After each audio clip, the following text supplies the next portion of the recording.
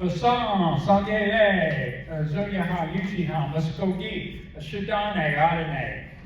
Good evening, beautiful people. My name is Dan Wildcat. I am a Yuchi member, a Zoyaha member of the Muskogee Nation. And it's so heartwarming. It makes me feel good to see so many members of our community here. I see Haskell folks. I see, folks from Topeka, Kansas City. And, as my Lakota, Dakota, and Nakota speakers always say, Matakueo Yase. We are all related, And that's important, that we embrace that, I think, in the kind of transactional world that we are situated in now. Yeah, we need to learn how to treat each other as good relatives. So thank you for being here. I'm going to give just a couple of quick updates, and again, I'm welcome everyone to Haskell.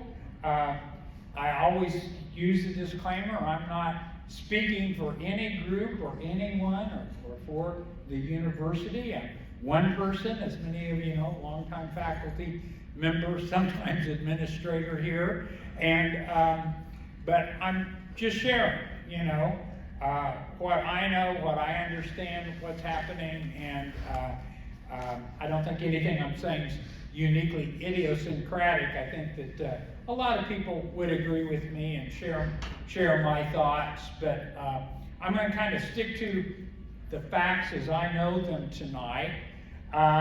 We've been trying to recover from February 14th. That was the Haskell St. Valentine's Day massacre. And, we've had a couple of developments in the span, really, of a week.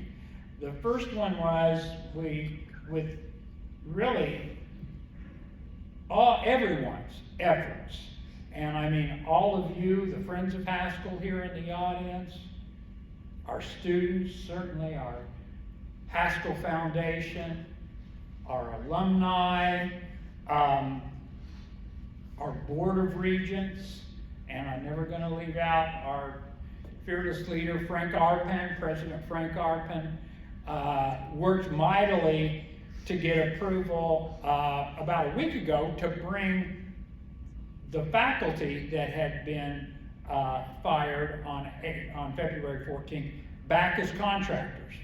And we thought, well, that's not perfect. I mean, that's not making them whole. They no longer are federal employees. They don't have health benefits. They don't earn, other benefits.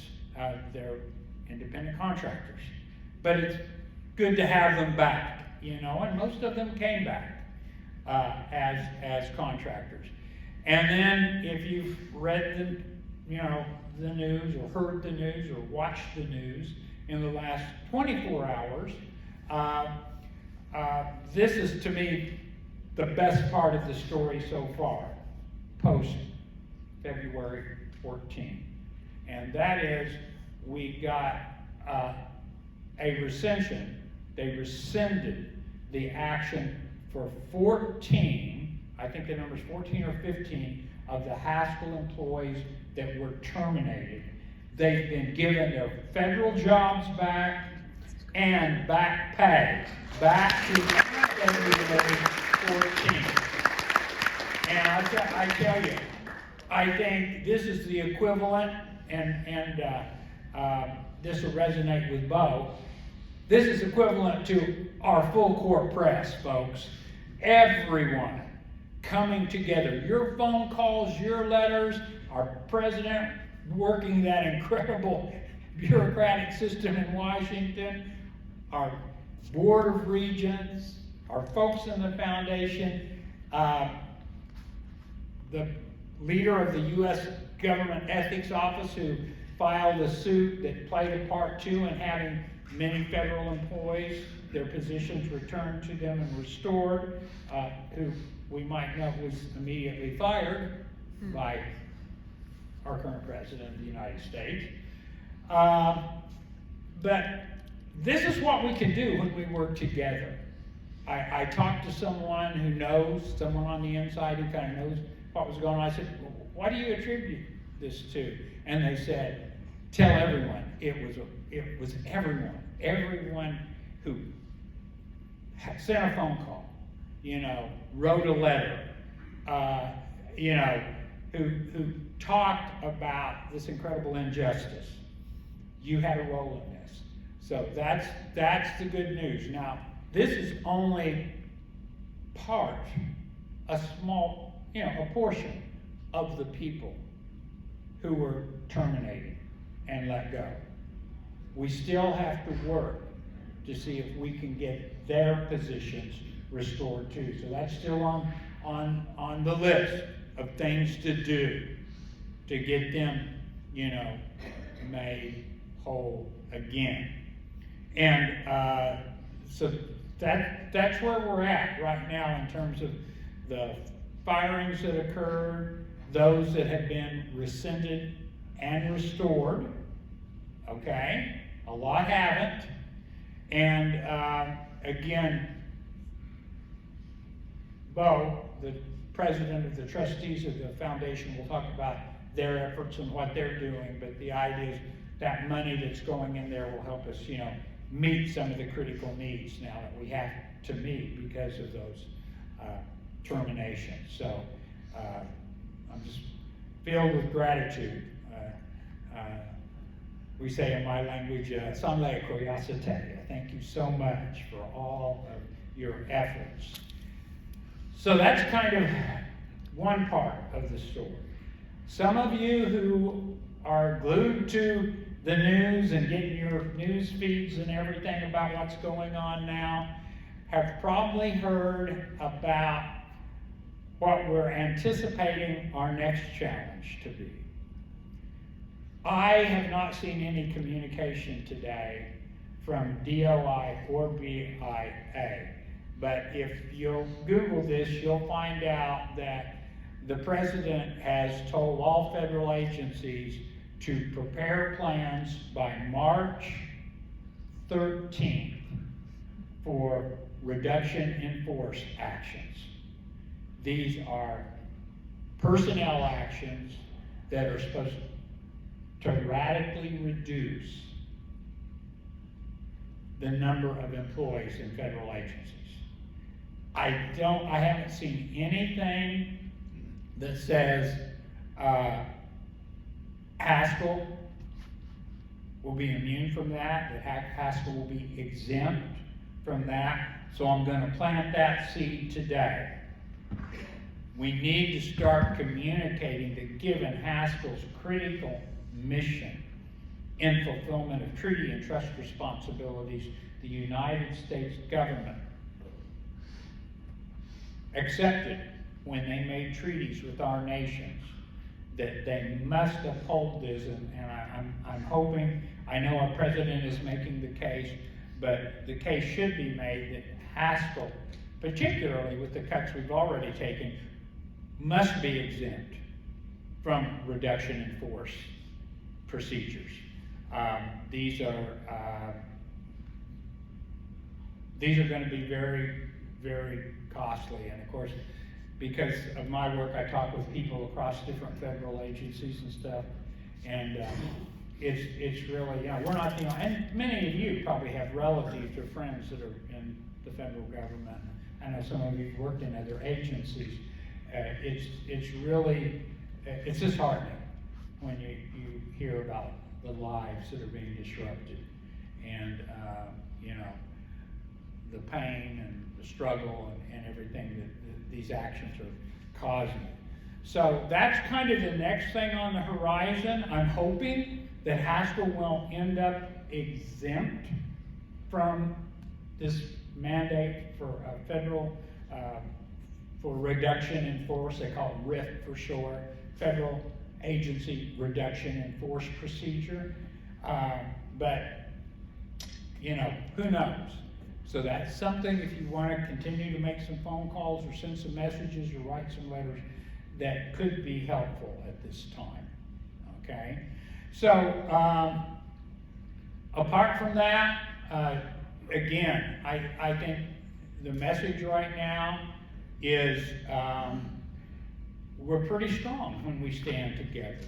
I want to let you know, yeah, we are. We're strong when we stand together. And hats off to our students.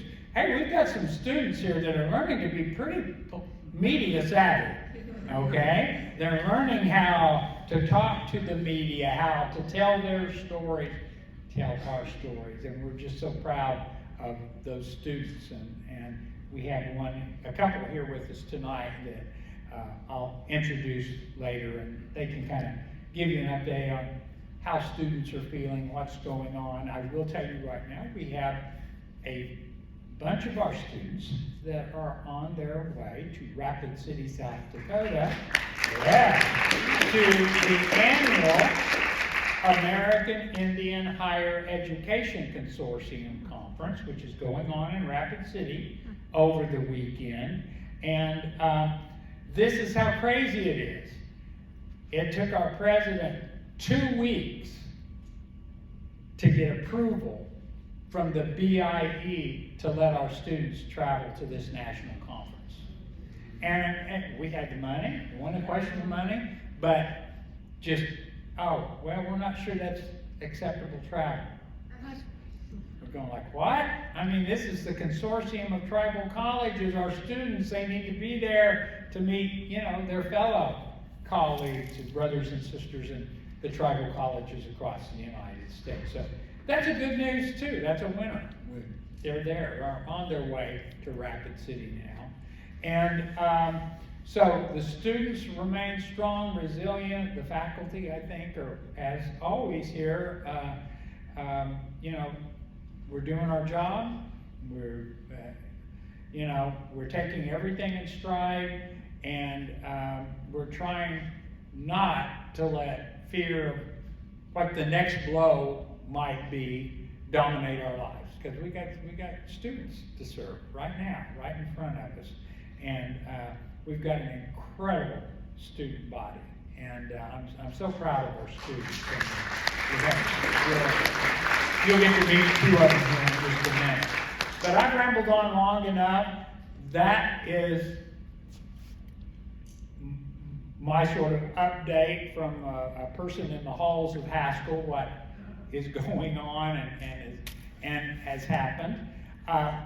And I'd like to give a chance for our president of the Board of Trustees of the Haskell Foundation. Many of you have probably maybe seen his interviews or his face in the media. But as I alluded to earlier, on this campus, I got to tell you, and people probably remember Bo Schneider more as a Haskell basketball player, okay, than anything else. And he was one of our superstar basketball players, 2013, 2014, okay, something like that, about 10 years ago. Okay, so I'm going to turn this over to Mr. Bo Schneider. He is the president of the Board of Trustees of the Haskell Foundation. At Haskell, my parents both attended in the 70s, 80s when it was a junior college. I was an okay basketball player. I like to say my father was probably better. He definitely made a name for himself across Indian country playing basketball too. But a little bit about me, if you didn't already know. Appreciate everyone's time this evening and coming out in support of Haskell. I'll give a little overview of what we've done with the Haskell Foundation thus far. When the news did break in February, mid-February, our team worked very quickly. We have Dr. Casey Flint over here and John Robeson. They're on the front lines for us and really doing our day-to-day efforts. We began a fundraiser, the Haskell Emergency Support Fundraiser and Campaign. I'm hopeful that many of you have seen it and have read through it, and if not, please take a moment to visit our website and take a look.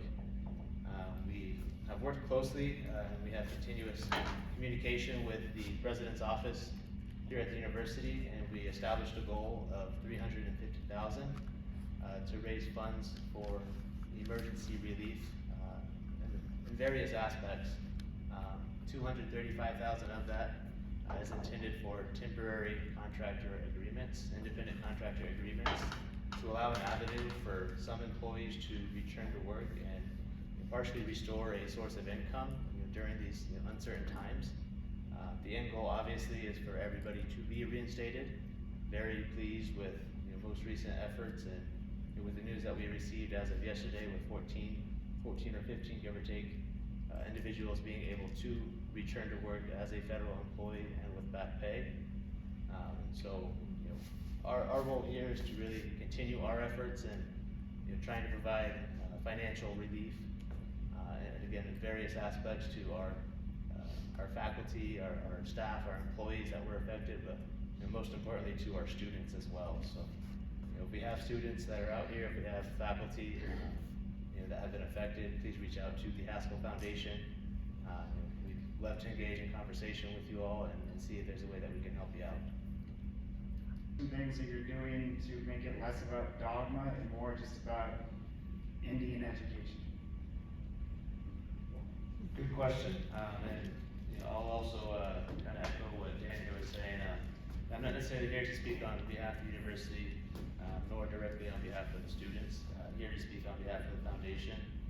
Our efforts are definitely to assist in lobbying efforts as much as we're able to, and in a professional manner. But I also think we need to take a firm stance and let it be known the importance of the university and of its faculty, employees, and students, and continuance of Indian education as well as being a main priority and a trusted treaty obligation that needs to be upheld.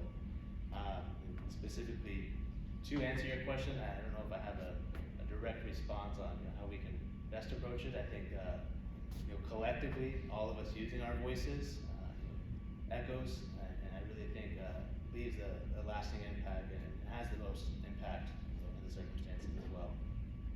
That what some people might hear as dogma when they hear the strong statements of about sovereignty and about self-determination and treaties.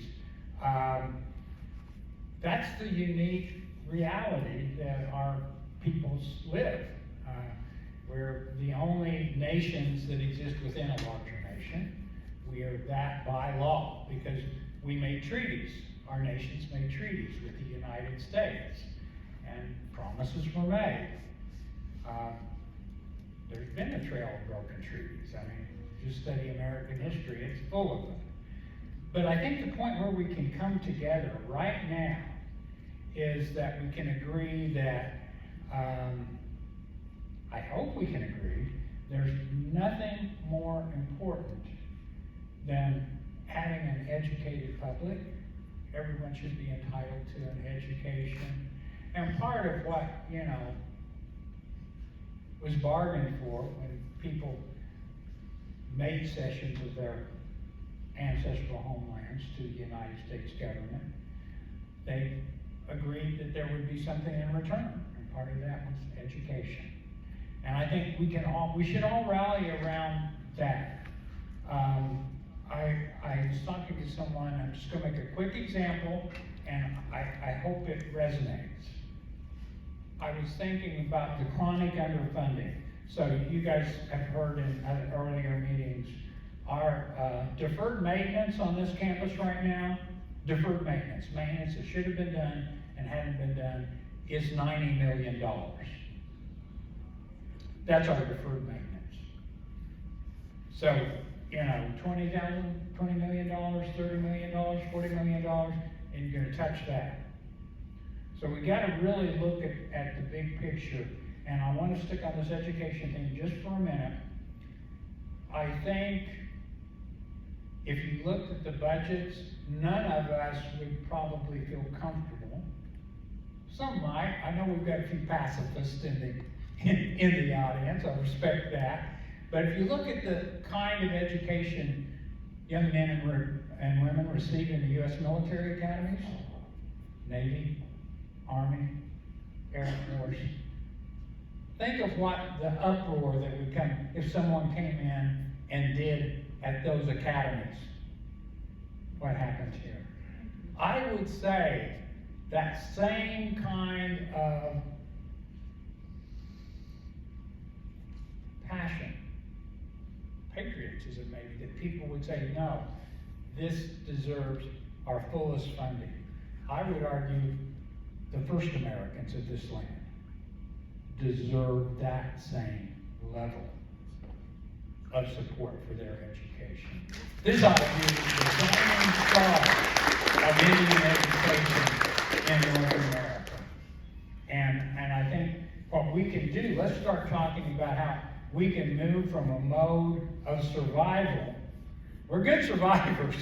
We know how to survive. I'd like to see students be here at Haskell when we were thriving. And that's what I think we can, that's what our end game is. Let's work together to make Haskell a thriving institute. There's no place in the world like Haskell.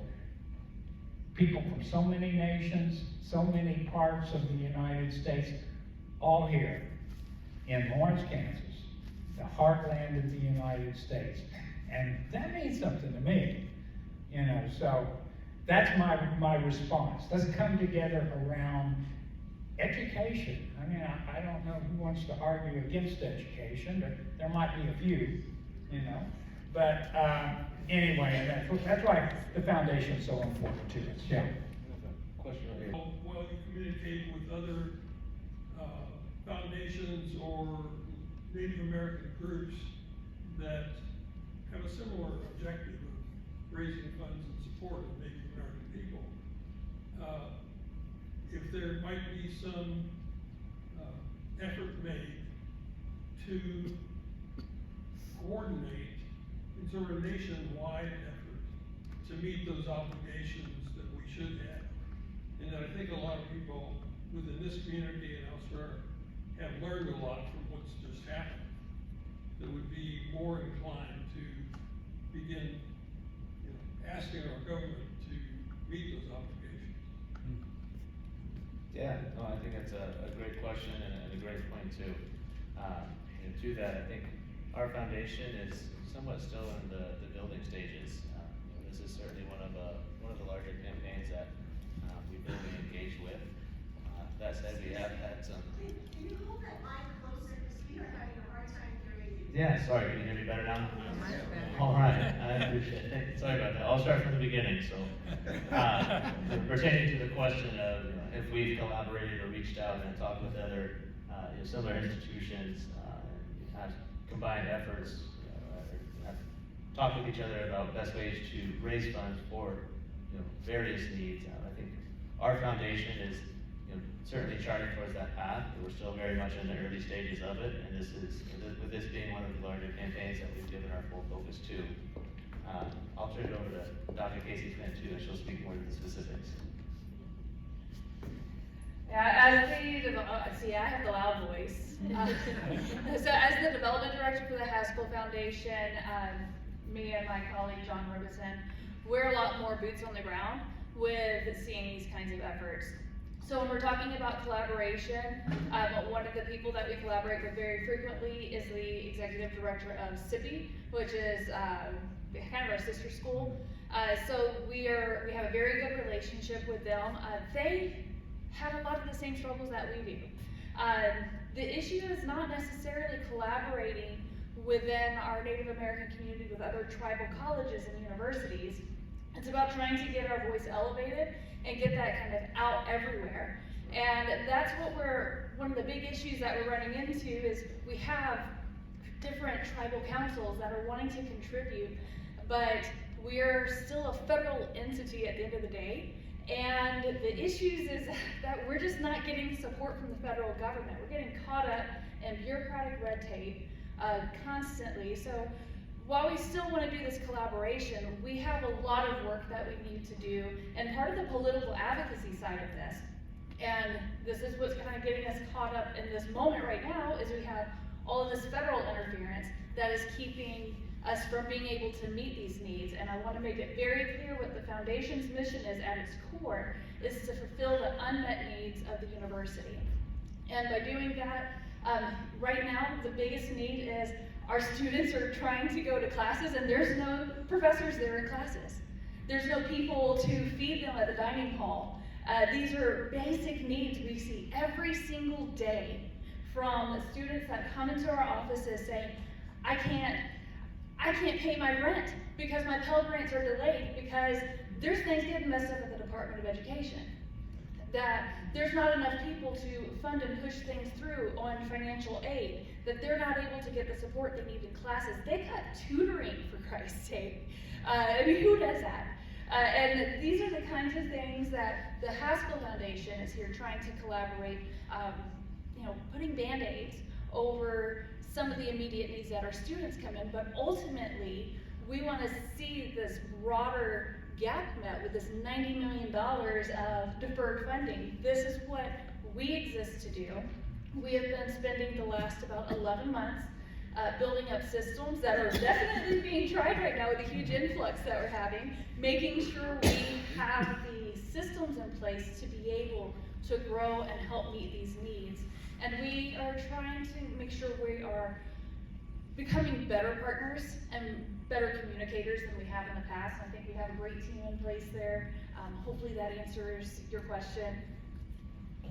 What are the pivot points? What are some pivot points that people who are not directly associated with Haskell could go to, or to try to get leverage to get some positive change, some positive response from the entities, governmental entities? I expect it's mostly Casey again, but I really think talking with your local representatives is always a great starting point.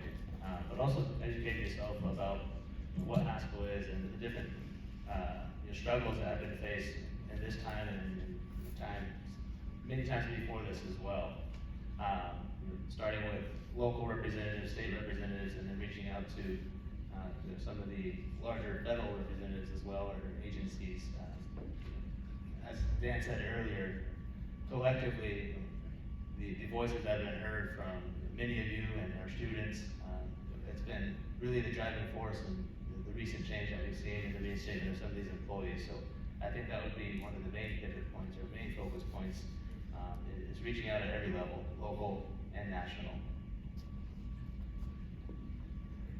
I stood up here for no reason because you helped me there, Dan.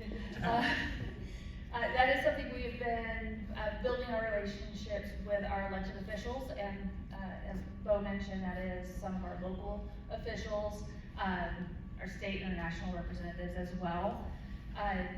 By and large, the elected officials we've been dealing with have been very supportive and want to see Haskell succeed and want to know what they can do to help. The efficacy of those conversations are still to be determined, to put it nicely. But we are trying to have those conversations. We are trying to work with people who are in positions to help us overcome these bureaucratic issues. We're trying to talk with those folks to see how we can get over those barriers. I think one of the bigger things, we talk about, who are the pivotal people, but maybe we need to shift focus to what are the pivotal things that we need to do. And as natives, we are sovereign, we are strong, and instead of looking outward, possibly something we can do is look at building our own sovereignty from within. As we are seeing, people give a lot of lip service, but it's now in these moments that we're coming together as a whole, as a community, to see things through. So instead of where do we need to be, what conversations do we need to have, one of the other things we are looking at is what can we do to serve ourselves. One of those includes us, we're working on a food sovereignty project that has a lot of interest. We've piloted it, and this is a way to get cultural native foods out to people to build food sovereignty, and that builds up to better students, better, some of our basic needs being met. We look at what are some ways where we can draw people's interest to want to be a part of what we are building, and then, kind of like we're the light bulb and they're the moth, and we're trying to get them to come to us as well. So it's great that we have these opportunities to pursue, kind of like Bo was mentioning, and there's all the avenues, we can sit down and have coffee meetings over and over again. But at the end of the day, we need to start showing impact. And by showing that impact, now people are coming and knocking on our door and saying, I want to be a part of this. So that's kind of the other phase that we're looking at when we're talking about pivotal moments, to try and get people a little bit more on board for what we're trying to accomplish. keep doing, keep fighting. I'm gonna urge everyone, especially here, to contact their local officials. Make your voice heard, because it is important. I promise you, I've been up there, they hear you, and they're doing their best up there. I've been fighting, I've been pushing for it, and that's the one thing I want you guys to know. Other thing is that There's a food pantry that is, at the Haskell University campus. I believe that's gonna be in the Barry Hall. I'm not sure what they're looking at with accepting. Dr. Wildcat may be able to help that. One of the other things that we are working on, since you mentioned food, is we have another grant that is helping us develop, a food sovereignty program, but we're making that food ourselves. They're freeze-dried meals. So it addresses a lot of the social determinants that we're concerned with getting proper nutrition to our students. So that's another avenue if you don't want to donate non-perishable food items, or if they're not accepting those items, there's an opportunity to engage with that food sovereignty program we're working on. Okay, we have a question here. Yes, Gene Stoker, citizen of the OQ Public, okay, here in Lawrence, is trying to become engaged, in the reversal, okay, of the impacts that we've seen. My question, and it's great news that we've seen a reversal on 14, if I understand, personnel. I'm interested in the rationale that we hear. Why those 14 and not everybody? And did we just hear oops? Or was there some other associated rationale? I don't think I'd be able to speak directly to that question, unfortunately. I'm not involved in those decisions. That's $1 million question. Nor those conversations, unfortunately. You know, They being, contracts being pursued for them, or what, could you wanna comment on what their needs are? Yeah, so with our current fundraising efforts, the areas that we're looking to have an impact and to engage in independent contractor agreements are in athletics, and custodial staff, and then dining hall staff, as well as possibly tutoring, and other areas that we can identify and, insert ourselves as a resource to bridge, for return to work. So those are our immediate areas that we are focusing on. We are able, unfortunately, to bring back faculty or in a federal employee manner. I think there's been some news that's gone around as of the last day or two where, it was assumed that the Haskell Foundation would be overseeing adjunct contracts for faculty. Luckily, that faculty has returned as full federal employees with back pay, but we're able to engage in independent contractor agreements only, and not necessarily ones that require the federal background process and access to federal systems. Archbishop of the Diocese of Kansas City, Kansas, on Monday, explained to him that Haskell was in his diocese. He represented a lot of people. The Catholic Church had done a lot of harm to Native Americans over the history. The bishops issued a formal apology last year, but I suggested that it would be a good idea for the church to get behind this about Haskell. And actually, I got a response back, said they were going to take it up with their leadership, so maybe they're... I'm Rachel Reed. I'm Italian. I taught here at Haskell for a number of years, and then I moved on to Fort Leavenworth on the outside. And I do have a couple of questions. I'm glad that the faculty were allowed to come back. Is there any way that any of us, because I know there are a lot of us who have a lot of knowledge and a lot of skills, is there any way that any of us could act as tutors to a lot of the students? We could meet at the library or possibly over at the Haskell Lake, and we could be tutors for some of the students. I've got skills in math and history, We've got others who've got skills in math and history, computer information systems, in English, and so on. And we would be more than glad to help.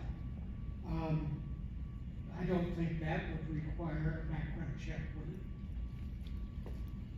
And then looking also at the food bank, I know that Haskell Light has got a food bank, and Well, we're gonna send out information about what they can donate there.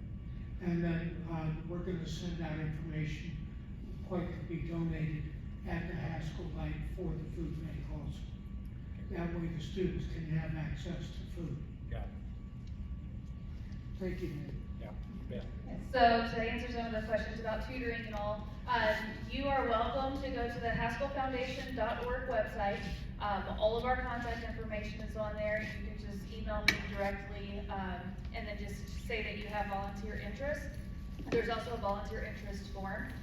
We've had quite a few people already reach out about interest in helping in all kinds of ways, including tutoring. I'm gonna put my professor hat on for a second, and I understand where you're coming from, because when you have these skills, you just want to give them, and you want to have that outpouring, and we are very grateful to see that. There is a tricky component that we get in because we are on federal property and we are subjected to federal oversight. It's kind of the reason we're all here right now. So with that, if you are on campus helping students for longer than 3 days at a time, you do have to go through a federal background check that can take anywhere between 6 to 9 weeks. It's a fingerprint-based background check, and that is a federal BIE policy handed down to the university. If you are not on campus working directly with students, so if you're going through the foundation, for instance, and we are doing virtual tutoring, then you are not on campus, and with that, you go through the foundation's background check, which is a standard national type background check. I get those results back within a couple hours of submitting it. Okay. So that's one workaround we could possibly do. I can't tell you, yes, we have that need right now, but I am getting together everyone's skills and their interests, and I expect in the next 1 to 2 weeks, once we've been able to organize that, I can have more information and go from there. Yeah, and it is worth pointing out, I think, we do have a couple of centers, the Lighthouse over here, we have and I forget the name Catholic for Center. it, for the Catholic Center up here on the corner. People who wanted to tutor and work with the leaders of those organizations, you're not on Haskell property, and you could tutor, okay? And that might be something we kind of could play a role in helping facilitate. Related to the Haskell Food Bank, the campus food bank, so she's got some information. Thank you. I'm not really with the food bank. My office is next door, so I kind of see what's going on. But I had a couple of individuals from the last meeting reach out to me and bring some stuff for the food pantry, and it worked out great. The water went right away. There's other things that you can do. There are people in there every day. So if you brought fresh food, I would not be surprised if it didn't last. Because they're just in there all the time. The traffic has doubled, maybe even tripled, since we had met with, since I last spoke at the Presbyterian Church. I know that they're asking you to go through the Lighthouse and donate through the food pantry, but some of the people that I worked with, I don't think it would have made much sense to drop it off at the Lighthouse and then have to haul it all the way over there. We have a loading dock behind Navari Hall, and we have places that we can, like carts and ways that we can, haul that to the food pantry. And they have another place in the back where they can put stuff that can last a little longer. So if it works better for you all to just drop it off at the loading dock, then we all work together to try to help and bring that food in. The only thing that we ask is that you leave you leave, your organization's name or your name and contact information. And it's not because we wanna just, throw all kind of thank yous at you. It's because we need to verify everything that comes in and where it goes. So we have to be accountable to all of that. So that's why we wrote down a lot of stuff. We did get a bunch of, we got like 3 gas cards, and we got like 5 or 6 Walmart cards and Visa cards, and we were able to help one family who was really in a rough patch, but they're fine now. So thanks to you all, they were able to, they're stressed. Our students are stressed. They're stressed about their instructors, they're stressed about their classes, they're stressed about how they're gonna put food on the table. They're stressed on how long classes are gonna go. The seniors are wondering, are we even gonna make it to May? They're all stressed about a lot of things, so that food pantry has been really helpful for students to come in. We always have a need of nuts, seeds, those trail mixes that somebody brought went so fast. I mean, people were asking about it days after it had already been gone. Yeah. Tide Pods, Oh yeah, Tide Pods and, Yeah. yep, a lot of hygiene stuff too, yep. Yes, diapers. Yes, that's correct. Yes. Yeah, because they're not getting their Pell Grants right away, so they need hygiene products, they need all kinds of stuff. So anything that you can think of would be great. But everything that was brought, I think, is already gone. Because they just loved it so much. But thank you so much for all that you all are doing. That really helps.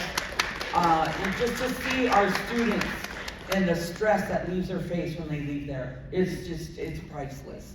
So thank you all. Absolutely, we'd love to have kind of a concise list, so if we can get feedback from anyone, really, we'll accept it, and we can compile a list, and that way we can have an organized effort to meet those needs. That would be really helpful. Yeah, I think that's absolutely reasonable. Dan? And on that note, we do have some separate funds that we raise at the Haskell Foundation. So if you don't have the time to go out and shop or anything, you can donate to that specific fund. If you don't see a fund named, for instance, if you're trying, we do have a food and hygiene fund, but if you don't see that, you can always just email and say, I'd like to make a donation to go to this fund. And what we do is actually coordinate with the people on the ground doing that work, and then we can do bulk orders to get that in as well. So that's another avenue if you just don't have time to go shopping or you don't know what to do. You can always just donate directly, and then we can work with people to get that purchased. And one last thing I'll say too is, I don't know if we spoke about it earlier, but our women's basketball team at the university.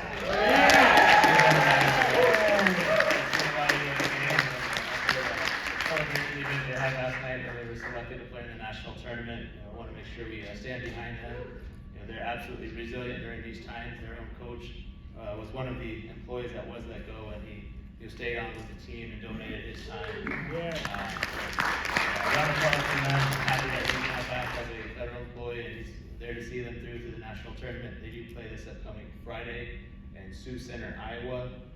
If you're able to make it, if not, the games will be streamed online, but I'm sure they would love your support as well, so thank you for that. Yeah. Go Haskell. Great, yes, go Haskell. That's a great, man, talk about a good story here, and, a ray of sunshine. Those young women have really played their hearts out, and this is a pretty big deal to be invited to the National IAIA tournament. So, and you know how those seeds go, so they're kind of at the bottom, and they're probably going to play, a number, 7, 8, or 4 in the rankings. So I told Angela, who's one of the players in my class, I said, just remember, it's a David and Goliath fight, but I think you guys have the strength, you ladies have the strength to pull off an upset, so we're going to be rooting for them. Okay, now here's the best part of the evening, because I get to introduce my favorite people on this campus, students. And you're going to meet two of our fantastic students. We're gonna go with the young woman first, and I want to introduce Sierra Brady. Now, I know she's got a married name now. I can't remember what your married name is now, but I just call her Sierra. But Sierra's done internships with me, and she's one of my current students, and she's just marvelous. So Sierra's going to talk a little bit about what's going on too. So you can stand down there, Sierra. Hi, everybody. Thank you, Dr. Wildcat. First of all, I want to thank everybody for being here. I have been a part of organizing this meeting with the Friends of Haskell Family, and it is so important for all of us to come together. So it's really great to see everybody here tonight and everyone that has been here in the past supporting our school. Haskell is very important to not only me, but the other students and all of the staff and faculty here, because as you've heard, Haskell is a family. Haskell is where we all make connections and relationships, and we find ourselves. I came across Haskell when I moved to Kansas about 3 years ago, and I did not grow up traditional. I did not grow up with my native family teaching me too much of my traditions. And so coming to Haskell was an amazing opportunity for me to have access to that. Haskell does not force their worldviews. They do not force any way of living or religious being, anything like that. It's just a place where you can learn about how your ancestors used to live, how they used to view the world, and we get to choose how we want to interpret that. So Haskell is a great opportunity for Indigenous students to grow their worldviews and also to educate non-Indigenous people about how our ancestors used to live and how we want to continue as Indigenous peoples. Tribal nations are struggling to have their culture and traditions and education recognized by the public because they don't take the time to understand how important it is to us, because it's not commonly known. The country has taken many strides to erase our culture, to erase our identity, and so it has made it very difficult for us to stake our claim in our rights to education and to our rights to practice our traditions. And Haskell gives us that strength and that power to learn how to take back that sovereignty. And so I, as a Haskell student, I'm an American Indian Studies student and a social work student, and I am working with Dr. Wildcat and many of the other instructors here to learn how to grow as Indigenous people and how to educate and decolonize education, and to show people that Indigenous people are still here, we're still loud, we're still proud, and we still have so much to contribute to the community in general. Yeah, that's right. I mean, I think the opportunities here are unparalleled. We have a lot of tribal colleges in the United States. Most of those are situated in a particular people's homeland, within a reservation. So they're in their own right monocultural. They'll teach Lakota, or they'll teach Ojibwe, or they'll teach Navajo. Here we've got all nations, and that's what's so unique about the experience here. If you come here with any stereotypical notions of who is Indian, what an Indian looks like, and how they should act, day one at Haskell, you'll have to throw that out. Because we come in all flavors, all kinds of, traditions, cultures, but you really have that opportunity to see also the common ground we share. And that's the beautiful part, I think, of our First Peoples. So now I've got an opportunity to introduce another young man, Tyler Moore. Tyler Moore is one of our students. He's been in 2 summer internships, one that I was a part of, but he just finished a summer internship last summer at the National Center for Atmospheric Research for 10 weeks. And he's got big plans ahead of him, but he's gonna talk a little bit, you know, from the student's perspective too, about what has happened and kind of what's going on now. Thank you, Dr. Walcott. Also, Dr. Dohia, Tanimor, Ehani, Zalagi, Diskudiski, Haskell Indian Nations University, and 2024-2025 Haskell Brave. Hello, my name is Tyler Moore. I'm a member of the Cherokee Nation of Oklahoma and a proud senior here at Haskell Indian Nations University. And I'd just like to start out by saying thank you all for being here and for coming together and making this space available for all of us. This is a community that has rallied together and made our voices collectively heard. And for that, just give yourselves a round of applause. That's an amazing thing.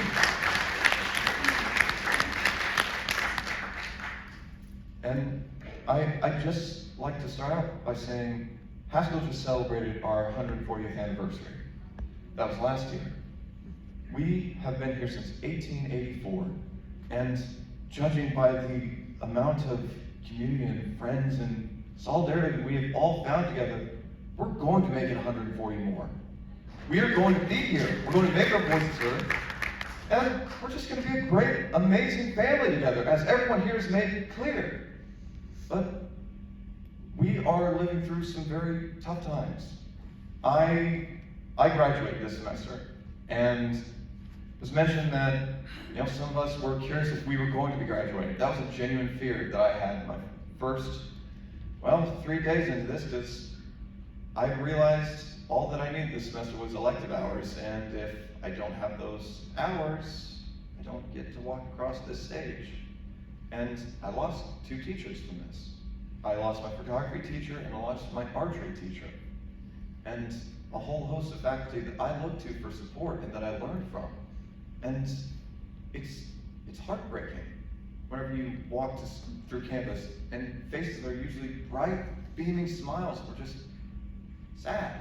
And I know this isn't a happy, cheer, clap situation, but just to see that at the same time that was happening, that people were getting fired, at the exact same time, people were getting fired up.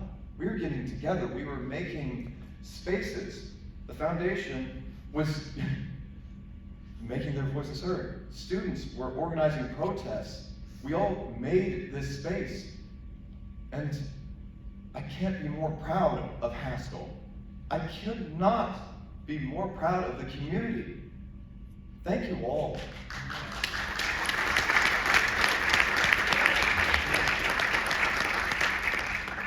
And it's sorry to say, I've had this discussion with Dr. Wildcat. I hope to teach Native history one day. And I wish I was living in more precedented times, to be completely honest. And I know that one day I'm going to be teaching exactly what's happening here to one of my classes. But I can say right now, very proud, that I'll be teaching about every single one of you standing up for Haskell. So, with that, I'd just like to say for these next steps, you're going to learn a new Cherokee word today, and it's gadugi, which means working together. So that's how we get through that, this whole ordeal, working together. Thank you. Wado. For asking what the students and staff may need. I have created, it is yet to be passed out to the staff and students, but I am creating a survey so that they can privately and discreetly let people know what they need, because it's not always easy to go right out in the front and say it. So we are finding ways for them to communicate that in their own comfort. So a great meeting all, and a lot of good information shared. Thad said he had an announcement to make, so I'm going to ask Thad to make it before we break up here. Thank you, Dan. I'm Thad Folkel. I'm convener for the Haskell Friends and Family. At our meeting that we had at the Presbyterian Church, we had over 200 people, and at the time asked if there would be people that wanted to be in leadership. Over 20 people volunteered to do that. including Sierra and some others that are here. We are not professionals, but it's amazing the kind of talent that showed up at that time. And if you're not on our email list, as you go out, there's some place you got to print legibly.